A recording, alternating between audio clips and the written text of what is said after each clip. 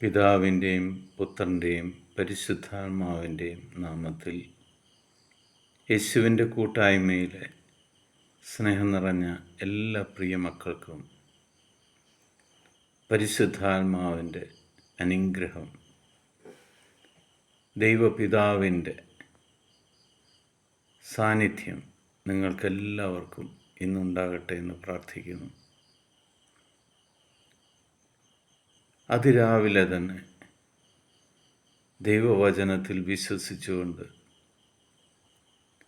ദൈവത്തോട് ചേർന്ന് നിന്ന് ദൈവവചനം വായിക്കുകയും കാണുകയും ശ്രവിക്കുകയും ചെയ്യുന്ന നിങ്ങളെ ദൈവം ഇന്ന് സമൃദ്ധമായിട്ട് അനുഗ്രഹിക്കട്ടെ. ഇന്ന് നമ്മൾ ശ്രവിക്കുന്ന തിരുവചന ഭാഗം 107 സങ്കീർത്തനം 20 തിരുവചനം.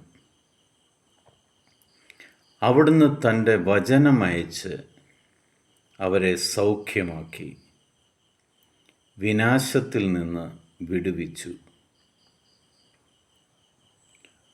വചനത്തിൻ്റെ ശക്തി എന്താണെന്ന് ദൈവം വളരെ വ്യക്തമായിട്ട് നമ്മൾക്ക് പറഞ്ഞു തരികയാണ്.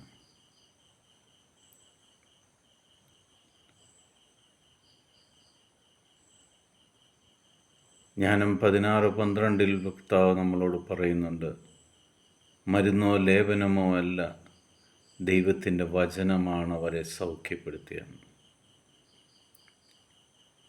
107 സങ്കീർത്തനം 20 തിരുവചനത്തിൽ കർത്താവ് പറയാണ്,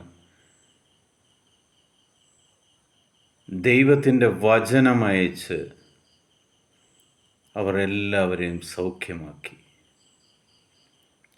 നമ്മൾ പലവിധ പ്രശ്നങ്ങൾ കൊണ്ട്, പലവിധ വിഷമങ്ങൾ കൊണ്ട് ദൈവത്തിൻ്റെ മുന്നിൽ വിഷമിച്ചിരിക്കുന്ന സമയം ദൈവവചനത്തിന് നമ്മളെ സൗഖ്യമാക്കാനുള്ള കഴിവുണ്ടെന്ന് മനസ്സിലാക്കുക. ദൈവവചനം നിങ്ങൾ ശ്രവിക്കുമ്പോൾ, അത് വിശ്വസിച്ചേറ്റെടുക്കുമ്പോൾ നിങ്ങൾക്കവിടെ ഒരു സൗഖ്യം ലഭിക്കുകയാണ്. നിങ്ങളുടെ മുന്നിൽ എന്തെല്ലാം പ്രശ്നങ്ങളുണ്ടോ, എന്തെല്ലാം വിനാശങ്ങളുണ്ടോ, അതെല്ലാം നിങ്ങളിൽ നിന്ന് വിട്ടുമാറുക തന്നെ ചെയ്യും. ദൈവവചനത്തിൻ്റെ ശക്തി അതാണ്.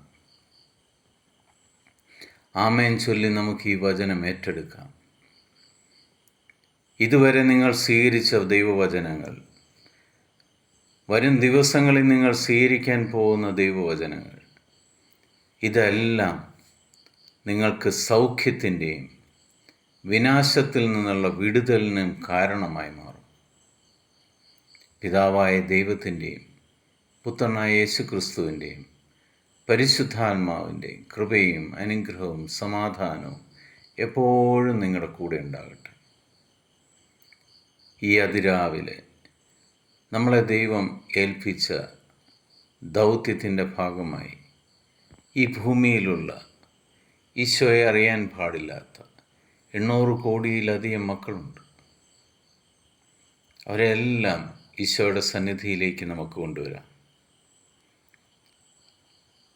നിങ്ങൾ വഴി ഇവാഞ്ചലൈസേഷൻ എളുപ്പം നടക്കട്ടെ.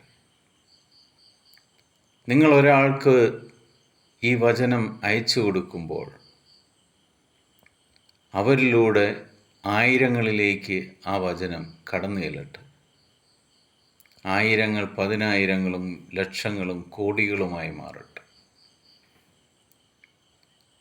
കർത്താവിൻ്റെ സുവിശേഷം ലോകം മുഴുവനും വ്യാപരിക്കട്ടെ. അങ്ങനെ നമ്മൾ ദൈവത്തിൻ്റെ കയ്യിലെ ഒരു ഉപകരണമായി മാറിക്കൊണ്ടിരിക്കുന്ന സമയമാണിത്. ദൈവവചനം വിശ്വസിക്കുകയും